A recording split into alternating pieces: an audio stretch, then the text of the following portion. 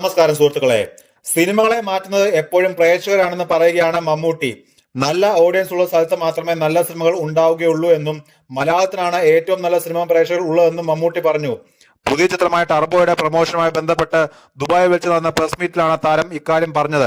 മോശം സിനിമകൾ ഇറങ്ങുമ്പോൾ കാണാതിരിക്കുകയും നല്ല സിനിമകൾ ഇറങ്ങുമ്പോൾ അതിനെ പ്രോത്സാഹിപ്പിക്കുകയും ചെയ്യുന്നത് കൊണ്ടാണ് മലയാള സിനിമ എപ്പോഴും മികച്ചതായി നിൽക്കുന്നതെന്നും മമ്മൂട്ടി പറഞ്ഞു. നായികമാരില്ലാത്ത സിനിമയും നായികയ്ക്ക് പ്രാധാന്യമില്ലാത്ത സിനിമകളുമാണ് ഇപ്പോൾ മലയാളത്തിൽ കൂടുതൽ വിജയിക്കുന്നതെന്നും മറ്റ് ഇൻഡസ്ട്രിയിലെ സിനിമകളിൽ നിന്ന് മലയാള സിനിമ ഇപ്പോൾ വ്യത്യസ്തമായി നിൽക്കുന്നതിനെ എങ്ങനെ കാണുന്നുവെന്നുള്ള ചോദ്യത്തിന് മറുപടിയായാണ് താരം ഇക്കാര്യം പറഞ്ഞത്. ഓഡിയൻസ് മാറിയാലേ സിനിമ മാറുകയുള്ളൂ. അവരാണ് സിനിമ മാറ്റുന്നത്. മോശം സിനിമകൾ ഇറങ്ങുമ്പോൾ കാണാതിരിക്കുകയും നല്ല സിനിമകൾ ഇറങ്ങുമ്പോൾ കാണുകയും ചെയ്യുന്നത് കൊണ്ടാണ് സിനിമ മാറുന്നത്. നല്ല പ്രേക്ഷകരുള്ളിടത്ത് മാത്രമേ നല്ല സിനിമകൾ ഉണ്ടാവുകയുള്ളൂ. അതിൽ തർക്കമൊന്നുമില്ല.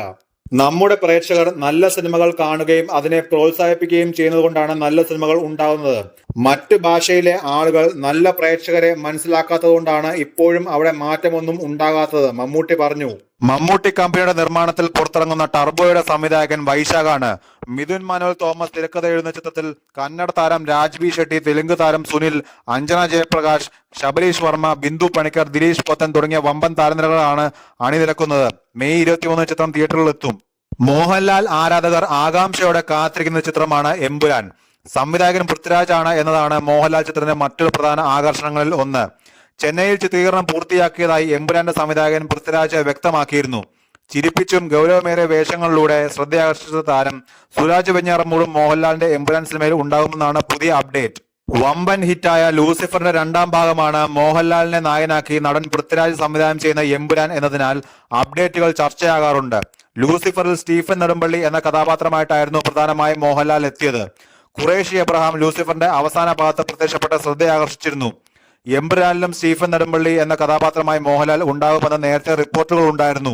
സ്റ്റീഫൻ നെടുമ്പള്ളി എന്ന ഖുറേഷി എബ്രഹാമായി ചിത്രത്തിൽ മോഹൻലാൽ എത്തിയപ്പോൾ ആഗോള ബോക്സ് ഓഫീസിൽ 150 കോടി രൂപയിലധികം ബിസിനസ് നേടിയ ലൂസിഫർ തിളങ്ങിയിരുന്നു. ലൂസിഫറിലെ സ്റ്റീഫൻ നെടുമ്പള്ളിക്കായിരിക്കില്ല 2ാം ഭാഗമായ എമ്പുരാനിൽ പ്രാധാന്യം എന്ന റിപ്പോർട്ടുകളുണ്ട്. ഖുറേഷി എബ്രഹാമിന്റെ പിന്നാലെ സഞ്ചരിക്കുന്ന കഥയായിരിക്കും എമ്പുരാന്റേത് എന്നാണ് അപ്ഡേറ്റുകളിൽ നിന്ന് മനസ്സിലാകുന്നത്.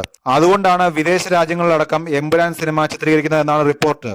സംവിധായകൻ പൃഥ്വിരാജും മോഹൻലാൽ നായകനാവുന്ന ചിത്രത്തിൽ നിർണായക വേഷത്തിൽ ഉണ്ടാകുമ്പോൾ ഗോവർദ്ധനായി ഇന്ദ്രജിത്ത്, ജിതിൻ രാംദാസായി ടൊവിനോ തോമസ് തുടങ്ങിയവരും ഉണ്ടാകുമെന്നത് ആരാധകരെ കൂടുതൽ ആവേശത്തിലാക്കുന്ന ഒന്നാണ്.